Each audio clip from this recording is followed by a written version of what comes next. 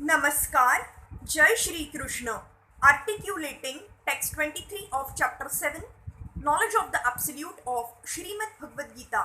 Text 23. Antavatatu phalam tesham tadabhavataya lapa medhasam devana devayajo yanti madabhakta yanti mamapi. Men of small intelligence worship the demigods, and their fruits are limited and temporary.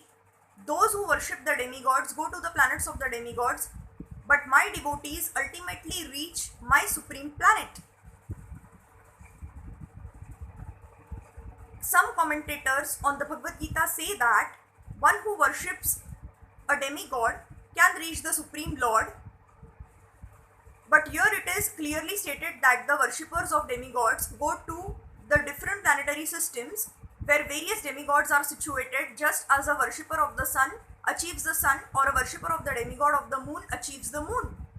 Similarly, if anyone wants to worship the demigod like Indra, he can attain that particular god's planet. It is not that everyone, regardless of whatever demigod is worshipped, will reach the supreme personality of Godhead. That is denied here. For it is clearly stated that the worshippers of demigods go to different planets in this material world, but the devotee of the Supreme Lord goes directly to the supreme planet of the personality of Godhead. Here the point may be raised that if the demigods are different parts of the body of the Supreme Lord, then the same end should be achieved by worshipping them. However, worshippers of the demigods are less intelligent because they don't know to what part of the body food must be supplied. Some of them are so foolish that they claim that there are many parts and many ways to supply food. This isn't very sanguine. Can anyone supply food to the body through the ears or eyes? They do not know that these demigods are different parts of the universal body of the Supreme Lord, and in their ignorance, they believe that each and every demigod is a separate god and a competitor of the Supreme Lord. Not only are the demigods parts of the Supreme Lord, but ordinary living entities are also. In the Srimad Bhagavatam, it is stated that the Brahmanas are the head of the Supreme Lord, the Kshatriyas are his arms, the Vaishyas are his waist, the Shudras are his legs, and all serve different functions.